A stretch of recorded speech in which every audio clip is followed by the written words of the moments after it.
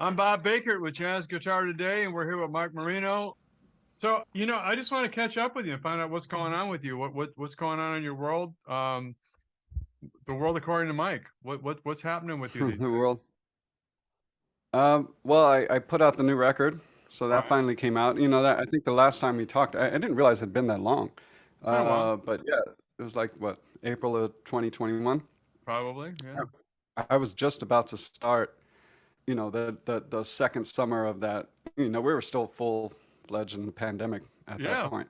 Uh, but I was just about to start that second summer of standards from film, and it was right before I had updated everything, and I had all this new gear, so the cameras were better, and like all of the software stuff I had and everything. So So let's talk about that. Standards from sure, film. Now, when did you put that out? When did that come out? that came out in October. All right, so it's still Yeah, pretty by today's standards. That's pretty current. yeah. It's still pretty new. Why don't you Yeah. tell us about that? What's going on with So standards from film? So that whole idea came about right before the pandemic started. Like I started doing these Instagram posts on the history of big standards like Stella by Starlight, There Will Never Be Another You. I did All the Things You Are and a couple of other ones, Beautiful Love and Laura and but as I was doing it, I realized that I wanted to focus on the ones that came from films. So I Right. thought that was kind of a cool idea. So it was just an Instagram thing because it was something that I felt needed to happen because there was all these students I see from country to country and school to school Mhm. playing these standards, the same tunes, the same ones. And that's nothing wrong with, there's nothing wrong with doing that. No. But there is something wrong with doing it for the rest of your life.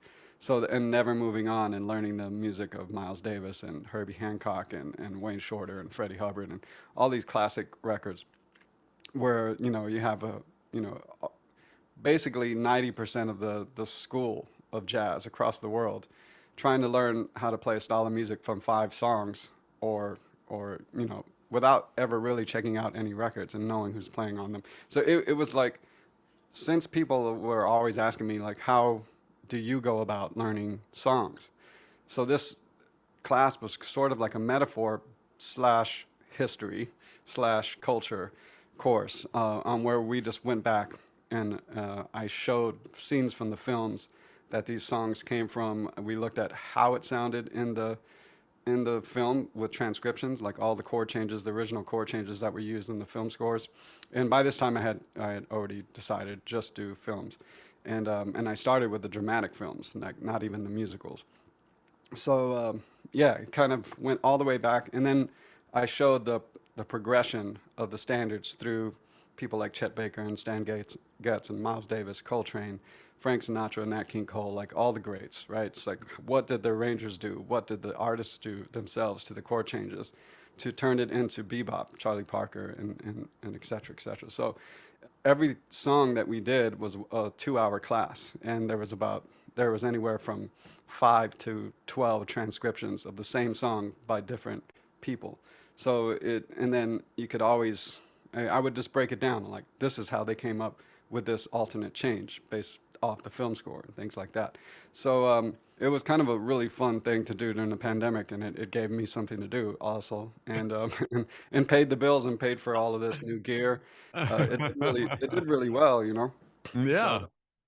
I was really happy with it, and I learned like so much more, because I went way deeper in the history, the cultural history of the songs than I had ever done before. I went into the musical history of all these songs, but I didn't really dive into, well, you know, how is this all related? Like the actresses and the musicians and the composers for the films and the musicians and the music studios and like how stuff was getting made and how they were choosing who was going to do the film scores and things like that. So it's pretty crazy that the musical history of Hollywood and jazz, how it intertwined, you know. That's great. Yeah, honestly, this Yeah. is the first I've heard of this. I'll tell you, no bullshit. I was so impressed with your playing, and life just goes on and on and on. And I came across came across you the other day. I said, God, I haven't talked to him. We were going to talk on a regular basis, and I haven't talked to Mike in such a long time. I just got to call him up and find out what he's doing. And that's kind of where this is all about. So Well, I'm really glad you did. Uh, yeah, I mean, there's a reason why people play Stella by Starlight today. I mean, even if they don't know it, that was the point. It's like, why is this song? Why are these kids who are like now 17 playing Stella by Starlight, the song that was written in 1944? Why right. are they still playing that? Why are they still feeling like they need to learn that? And a lot of them have no clue why. They're just doing it because somebody said you need to learn Stella by Starlight, but no one ever says why. So all right, I'm going to ask you that question. Why should they learn Stella by Starlight? Well, I mean, I could give you a quick example, like if Sure.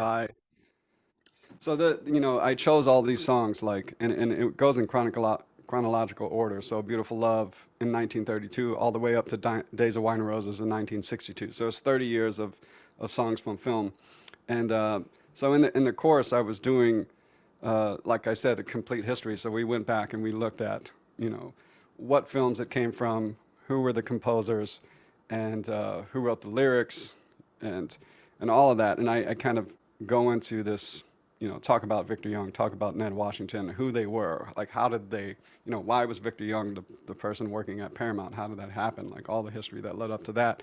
I talk about the actors in the films, and Ray Milland and Gail Russell. I mean, if you look back in history, this is like, you know Tom Hanks Yeah, and Meg right. Ryan or something. So it's like these huge stars, especially like Gail Russell. She was like brand new in Hollywood. Everybody thought she was one of the most beautiful women they ever saw. And her first film has this huge theme written for her character called Stella by Starlight. So we kind of go back and I talk about the history of Gail Russell and how, you know, not only was this song written for her in the film, but she felt it was actually written for her for real. Like that was her Yeah. theme song. So wherever she went in Hollywood, people would see her walk in the room, and if there was a band, they would start playing Stella by Starlight. She would call up radio stations when she was depressed and request to hear Stella by Starlight. Like she was, really felt like a close connection with that song. And it's the last song she ever heard. That's what she wanted to hear before she passed away. And so I talk about the whole history, and I show scenes from the film. So if I'll show just a little bit of. Uh,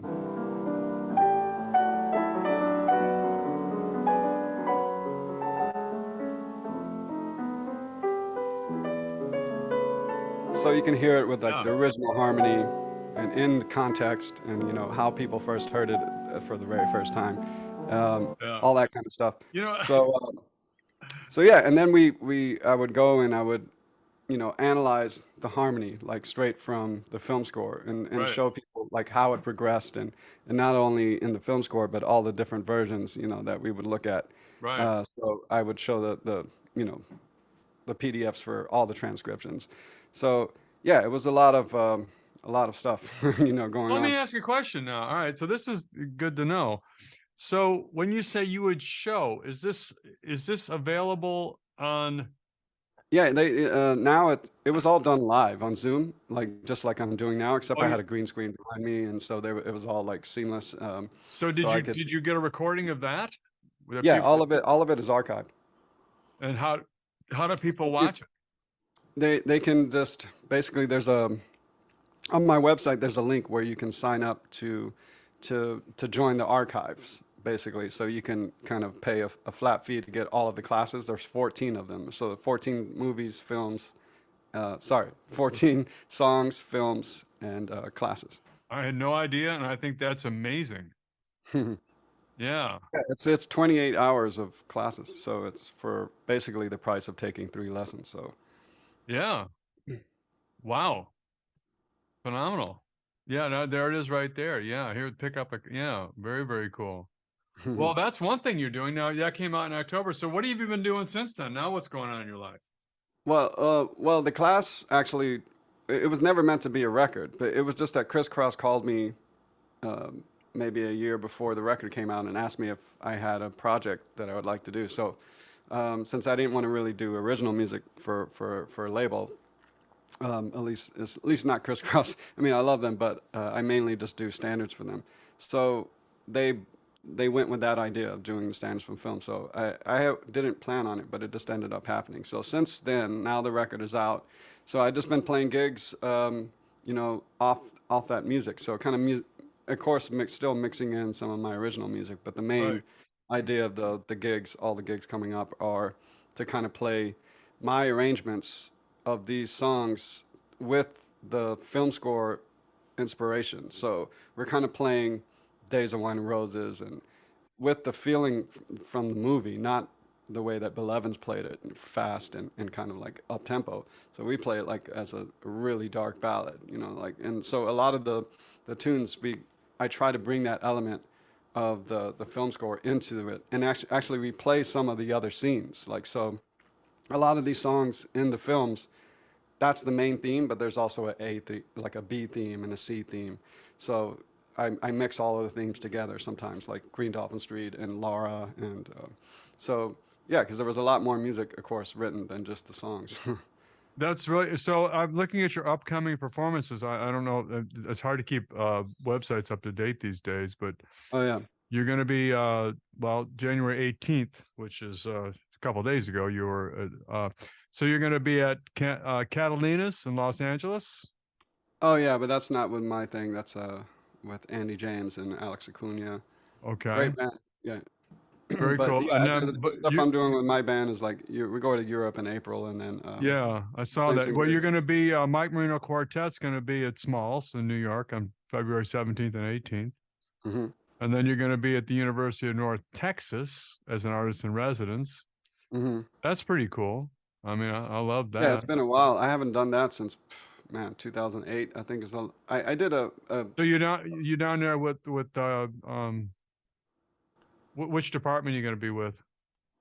It's just the jazz department. It's all the students for that's the lecture series. So they have like I've been down there for a couple of different things. I've done the lecture series years ago, and I also did something for the jazz guitar club. So Right. they have their own budget that they all put in together, and they bring different guest artists. So I did that once, and I did the lecture series once. So this is the second time I'm doing the lecture series. It's been about 14 years. I was, you know, still like 26 or something when I did that lecture series. Yeah. Well, that's pretty cool. And then you're going to Europe. Um, yeah, I go to Europe in April 1st, I think. Yeah, that's you know, Yeah, and then there'll be some West Coast, some more West Coast stuff too. Like with actually, me and Gilad Hexelman and Andrew Renfro are doing a thing in LA. It's like a 3-day guitar festival at Sam First. That's not on the website yet. There's stuff I haven't put up there, but yeah, that's going to be really cool in LA. Like if anybody in LA will be watching this, like sure they it'll be will. 3 nights. Andrew will play, I'll play, Gilad will play, and then we're going to all play together on the last night. So you're going to be accompanied by a rhythm section? Is that Yeah, yeah. rhythm We section? get to pick our own rhythm sections for our solo, for our Yeah, headlining you sets. Yeah, you think. yeah, Oh, that's very cool. yeah. It'll be fun. Actually, really great. I'm glad we touched base today. I've learned a whole lot. So, musical directions and all of that. Is there anything you're uh, working on? Is there another new project coming up, or Well, there's an album of all original music, which was pretty much ready to go before the pandemic hit, and then I never did it. I ended up doing the Standards from Film project, which yeah, lasted now almost 3 years. It's been, so that took a lot of development, and I didn't really want to do a full original music record at that time, but so now that that's done, all the Standards from Film stuff, I can just focus on that music. And now it feels like some of those tunes, I'm like, I don't know if either I need to rewrite some of them or kind of like write some new ones. 'Cause it feels like I didn't record, since I didn't record them then, yeah. maybe I should just have some new stuff. But some of those songs I really really like. So I would say about at least half the record, for sure, is already set for the next project. Well, that when will you start that? Do you have any idea? I hope like in the summer. if everything goes well. Like record in the summer and then try to get it out like in the fall. So, and you're still doing a lot of teaching, I assume. Yeah, I teach. I'm still right now. I'm just doing Manhattan School of Music. That kind of turned into a big gig. Mhm. So I'm doing a couple of days there, sometimes 3 days.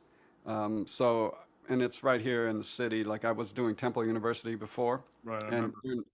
that was also during the pandemic, which was great because it was all online. But now Yeah, that I have to go to Philly, I don't think I could do it anymore. So I'm just primarily just doing Manhattan School of Music, right. and that's enough for me. That's plenty, and the Yeah, students are great. I mean, it's some of the highest level students in the world, really, that choose to go to that school from all over the world. yeah. So, and it's just me teaching their guitar and Chris Rosenberg. So we're the only two guitarists on faculty. And but the students they can study with whoever they want. A lot of my students study with me, and they split their lessons with drummers or bass players, piano players, that are also teaching at the school. Gotta love that. Yeah, no, it's a cool Yeah, deal for gotta them. love that. Well, I don't want to keep it too long. I just want to kind of touch base with you and see what's going Yeah. on. So I guess you've helped me get up to speed with you a little bit. Obviously with the films project that you did, which I think is really cool. I'm gonna have to give that some listens for sure. And then you got some cool gigs coming up here at the Manhattan School. Anything new with you in terms of equipment? I actually just replaced a lot of stuff on my board. It was time, so I'm not using like any of the Strymon stuff anymore. And yeah, I kind of just swapped out all of the delay reverb stuff I was using and kind of trying out a bunch of other stuff. The other thing that I did recently was the Mo series. It's a series on Netflix, so that was all with Common and Kareem Riggins, who Kareem Riggins has produced Common's records for a long time now. So Common has been doing a lot of film score stuff. Well, kind of hired to produce scores or Right. for series and documentaries and things like that. So I've been working with that team of musicians that's been recording. So we did a whole Netflix series that came out in August of 2022, Yeah. and now it just got picked up for a second season. So a lot of the stuff I'm buying is just so I can have more options for, quick changes of sounds on the You're spot. Because you're the way you're that we do those, hmm? you're the quintessential guitarist of your time. Well, Well, and I mean it this way. I mean, you're a player, a performer, you mm, compose, but you do, let's face it, in this day and age, you got to do a lot of things to put a roof over your head playing the oh guitar. yeah, no, I mean, and that gig is great because we go in the studio and it's just day rates, and so it's great to be able to be in the studio with those musicians in particular, like Common, of course, super inspirational, and Kareem Riggins, and some more. Pendy Hughes has been doing a lot of stuff with us, and Bernice Earl Travis, bass player. So then, that team, we just get in there and kind of all write music to these. And that series was great, Mo on Netflix, Mo it's spelled. Yeah. So like that was super fun, just scoring that whole series, and just jamming. Like we were just jamming, and we would just keep going until we came up with like stuff that fit each scene, and it was really at first kind of scary, but then after a while it became sort of easy once we found the group of musicians that was Yeah. uh, that worked well together. It was a few people And, cycling through until we ended up on the and last. movies and TV, I know a little bit about this, not a lot, but a Mhm. little. They have a rhythm all of their own. You know, Yeah. there's a rhythm to the way,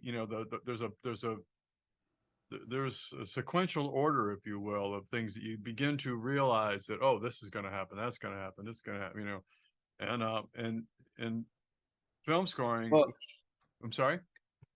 no, go ahead. Go No, ahead. no, please go ahead. No, I was gonna say like there's phrasing. The more I watch like these films, and especially when I started kind of syncing up my record. I did these promo videos for each song on the record when the record came out. Right. and where I synced up scenes from the films with my album, Yeah. uh, and it was crazy how many coincidences there were where certain things were happening in the scene along with the music, and it seemed like I planned everything. And some of it I did. I nudged things here. I might have sped up or slowed down the video for a little split second here and there. Right. But for the most part, the way that music people are phrasing well, and the way that actors phrase, it's sort of in the way that the editors phrase and the director phrases for each shot.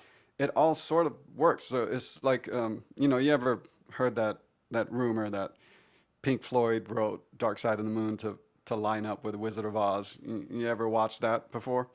If you I never start have.